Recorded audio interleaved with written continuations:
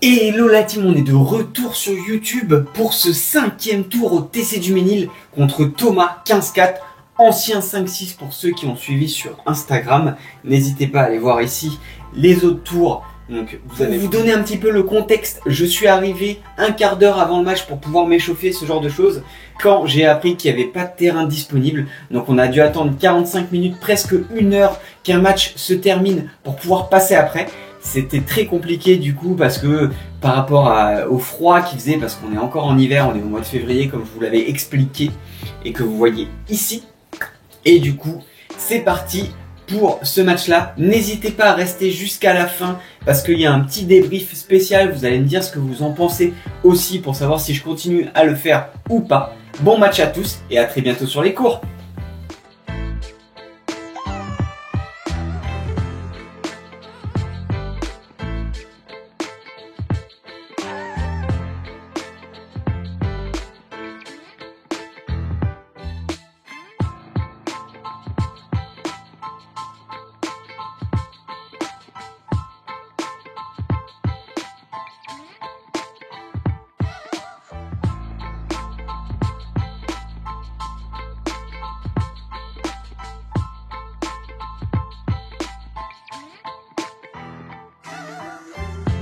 Hello la team, on est de retour sur YouTube.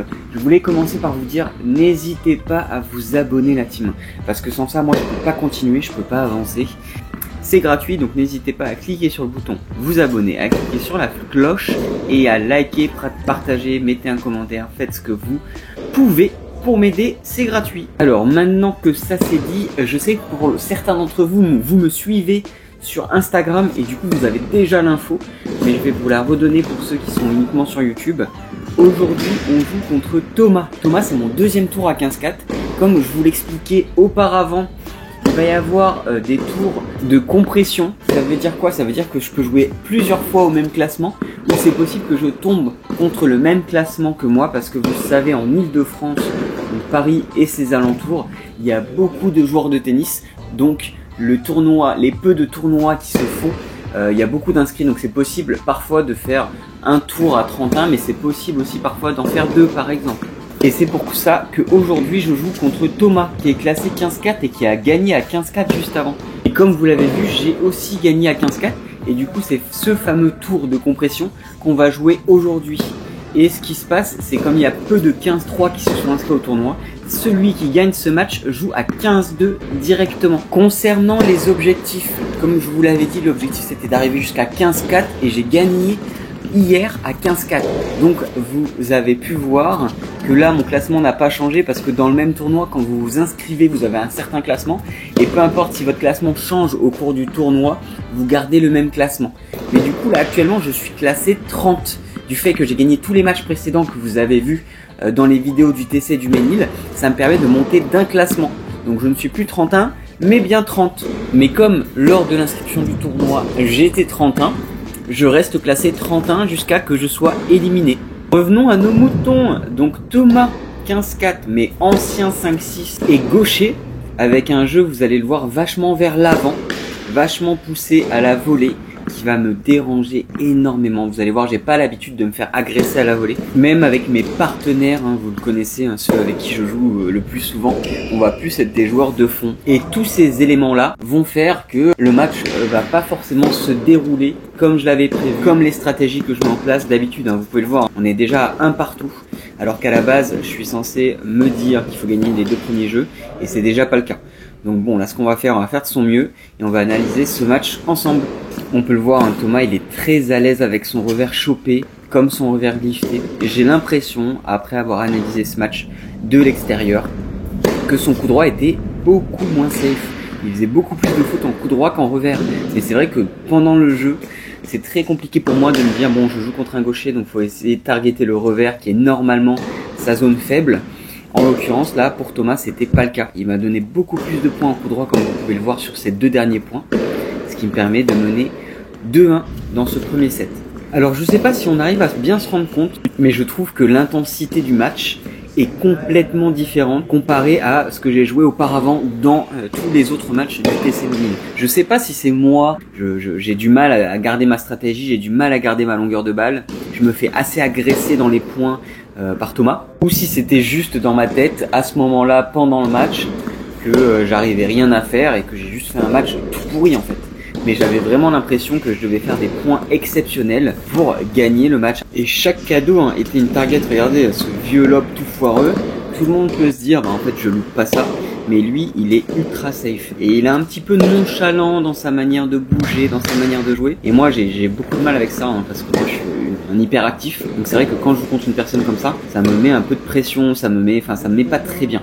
Et du coup, ça lui permet de remonter à de partout. Du coup, encore plus dans ce match, mais il faut vraiment que je sois concentré sur chaque point, que j'essaie de visualiser la victoire sur chaque point et que je m'engage pas sur des réflexions de me dire bon, si je gagne ce jeu, ça fait ça, si il gagne ce jeu. Non. Chaque point est important. Il faut vraiment que je reste là-dessus. Et vous allez voir que la frustration va prendre quand même un énorme poids dans ce match. Et regardez encore ces zones trouvées dans les jambes. Après, il me fait reculer, il prend une ligne. Là, j'ai de la chance sur ce coup, on va pas se mentir. C'est un coup très difficile, mais il me déplace dans le terrain. Il fait des choses quand même assez folles. Et dans ma tête, je me dis, mais comment c'est possible la différence de niveau entre le match précédent et celui-ci? Parce qu'à savoir que, en fait, Thomas, il m'a annoncé qu'il était ancien 5-6 à la fin du match. Au début du match, moi, je suis pas au courant. Il est 15-4 pour moi. Et je me dis, soit le 15-4 d'avant, il a été complètement nul, parce qu'en fait il jouait beaucoup moins bien que ça, ou soit c'est moi qui joue comme une quille pendant ce match parce que je me sens ultra agressé, j'arrive pas, c'est difficile.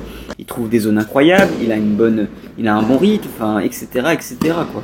Et c'est vrai que peu importe son ancien niveau, il aurait pu être moins 15 il y a 10 ans, c'est pas grave, c'est pas ça qui compte, c'est de jouer son match et de gagner le match au moment où vous le jouez, parce que la preuve, c'est quelque chose de possible puisque je mène 3-2. C'est pas à ça qu'il faut réfléchir, c'est sûr. Mais c'est vrai que ça m'est venu en tête pendant le match, je me suis dit, ah oui quand même, on n'est pas sur le même niveau, qu'est-ce qui se passe? Vous allez voir aussi que ce coupé là de coup droit, en avançant, il l'a fait aussi en revers, ça m'a énormément dérangé. Parce que on dirait un coup facile, on dirait un coup qui a pas d'importance, mais en fait, vous allez voir l'importance que ça a. Ça va me déranger parce que ça vous met une balle un peu flottante, un peu sans vitesse, tout ça, et c'est très très compliqué derrière de remettre du rythme à ça, et du coup je vais vachement me faire déranger par cette balle. Vous allez voir. Je parle, mais j'ai pris un jeu blanc, 3-3. Et 40-0 pour lui, donc il a 3 balles de break. Là je me fais complètement soumettre, on va pas se mentir, il me domine sur tous les points, quand il est à la volée, quand il est derrière, quand on fait des revers, sur vraiment beaucoup de points. Moi je me frustre énormément, ça se voit pas forcément, je vais essayer de vous laisser des moments, vous allez voir par la suite, où je suis très frustré. Parce que de mener 3-2 derrière, prendre 2 jeux d'affilée pour perdre 4-3, ça me frustre énormément. En plus, je sors de 4 victoires d'affilée, et donc dans ma tête, je suis en confiance, je me dis que je peux gagner parce que son niveau c'est 15-4, et en fait ça va être une erreur, mais une erreur qui m'amène à me concentrer sur les mauvaises choses, au lieu de me dire bon allez joue chaque point, gagne chaque point. Non, je me dis que c'est possible, ça peut passer tout ça, et là du coup ça m'amène à 3-5. Donc j'étais à 3-2 et j'ai fermé les yeux pendant 5 minutes, j'ai pensé à autre chose et voilà. Mais bon, ça fait partie du jeu, c'est ça aussi le tennis, c'est ça la dureté. Comme vous pouvez le voir là, quand je coupe les points, tous les services, tout ça, on est sur une durée de jeu qui tourne entre 20 et 40 minutes en fonction du match. C'est pas énorme, mais en fait la concentration que ça demande et l'accélération, tout ça, tout l'effort qu'on va utiliser pendant ces points, c'est ultra intense. Donc l'intensité du tennis, c'est ultra court, mais ultra lourd à supporter. Donc si on se déconcentre, tout de suite le match peut tourner en notre défaveur. Et comme on peut le voir ici, on peut vite passer de 3-2 à 5-3 contre soi en l'espace de 5 minutes de déconcentration. Et ça, on s'en rend bien compte, surtout sur des matchs entre les jeunes et les adultes. Parce que parfois, vous allez avoir des jeunes qui jouent très très très bien au tennis et qui perdent contre des adultes qui jouent un peu moins bien, mais mentalement, ils sont beaucoup plus solides. Donc en fait, pour moi, en tout cas, ma vision des choses, c'est que le mental, ça correspond au moins à 40% de votre force quand vous êtes sur un match. Et 60% du reste, ça va être le tennis, le jeu de jambes. Et en attendant, Thomas me sort des zones encore incroyables. Un point qui était fou. Je me suis battu à mon maximum et j'arrive quand même à perdre ce point. Je trouve pas de solution, j'ai l'impression de pas faire ce que je veux faire. Mais en fait, quand je regarde le match de l'extérieur, il contre bien mes plans, il contre bien mes attaques. Il garde une certaine longueur. Quand il veut, il monte à la volée et là, il me fait un gauche-droite encore de l'enfer. J'aurais pu faire mieux dans ce match parce que là, 6-3, c'est un peu dur, sachant que je menais 3-2. J'aurais pu faire mieux dans ce set. Mais il a été ultra solide, hein, on va pas se mentir, il a mieux joué que moi, c'est certain, et le 6-3 est mérité. Allez, un nouveau set qui commence, on se donne à fond, et cette fois, on essaie de trouver des solutions. On essaie de pas perdre les points importants, et vous pouvez le voir, hein, il continue sur la même stratégie, qui fonctionne pour le moment, hein. Il me sort encore une zone incroyable avec son revers, et après il me termine à la volée. Derrière ça, il me sort un ace, un service incroyable, puis son petit chop là qui m'embêtait beaucoup, j'arrivais pas à trouver de solution, du coup je fais un lob et je suis à 3 mètres. Sur ce point, il arrive à me sortir un petit peu aussi de ma zone en avançant toujours avec ce chop un peu mou. Heureusement, je pars du bon côté et là j'ai un peu de chance, un peu de réussite. Vous voyez ce que je dois faire pour gagner un point, hein. C'est vraiment la guerre et c'est là que je parle d'intensité. Pour gagner un point, il faut vraiment que je me batte, il faut vraiment que je donne tout. Je peux pas me permettre d'être au repos pendant un point. Je peux pas me permettre de faire juste des balles un petit peu hautes, un petit peu rondes, tranquilles, parce qu'en fait, il va tout de suite targeter une de mes faiblesses et il va foncer dedans, quoi. Et je trouve ça tellement difficile de jouer avec de l'intensité comme ça, de devoir se battre sur chaque point, d'avoir très peu de points faciles.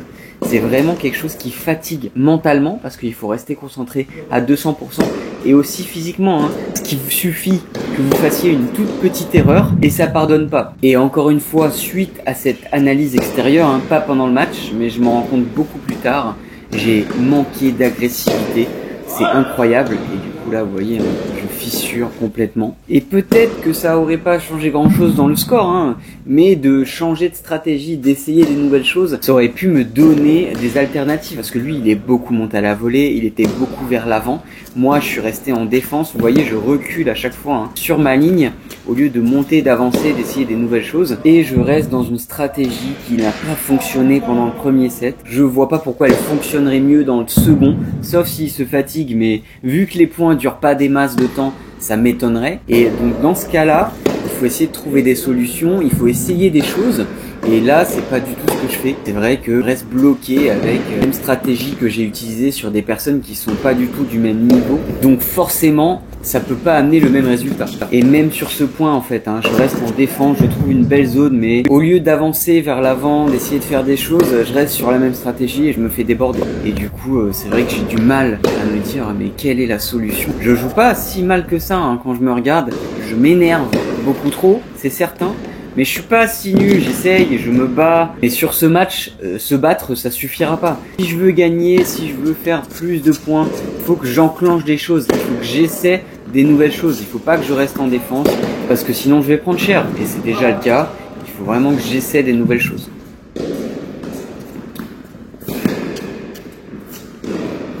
Et du coup, cette intensité, elle me fait craquer, hein. Vous voyez, je mène 15-0, je dois pas faire la faute, mais je craque. Ça c'est bien vu, c'est bien réfléchi parce que du coup il est loin de sa ligne, je suis proche et je fais l'amorti qu'il faut au bon moment. Il faut que j'arrive à tenter des choses comme ça, hein. Et je vois les mauvaises langues, hein. La balle est bien faute, j'ai vérifié, j'ai zoomé, j'ai fait en slow-mo. Pas besoin de vous la mettre, mais elle est derrière la ligne.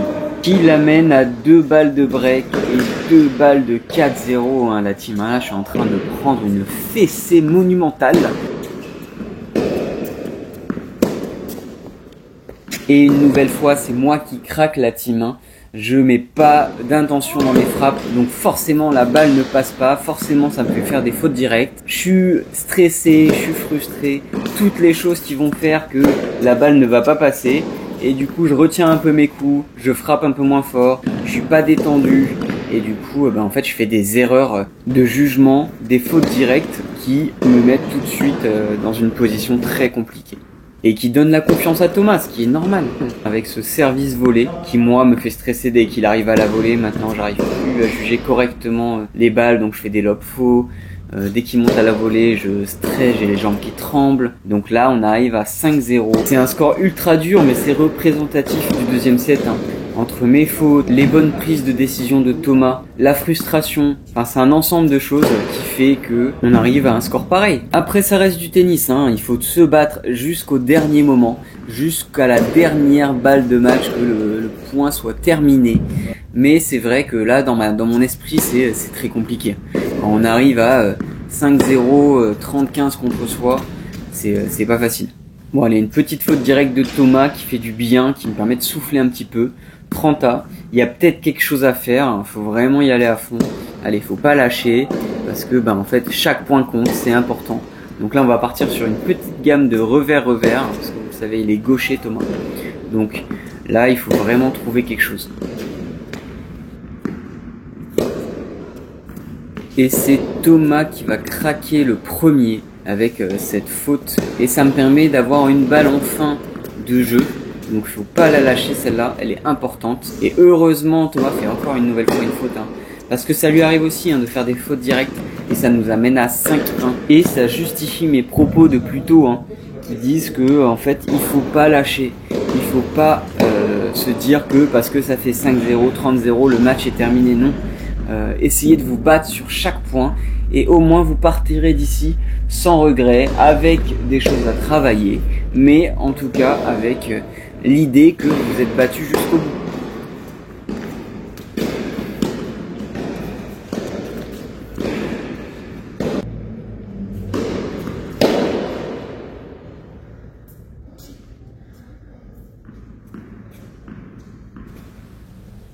Là on est sur un bon retour, assez haut, assez long, il faut que je garde cette longueur. Mais malheureusement je joue beaucoup plus court sur la deuxième balle. Et tout de suite Thomas en profite pour trouver une zone ultra longue et ça me fait fauter. Qui l'amène à avoir 2 balles de match.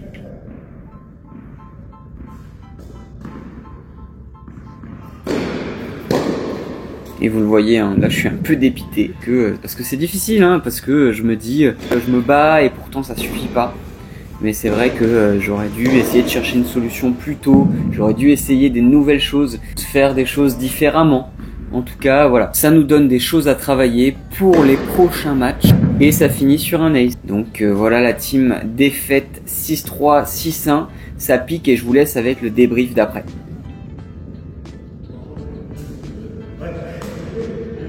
La team, bon je suis de retour à la maison, donc je voulais vous parler un petit peu du match, petit débrief.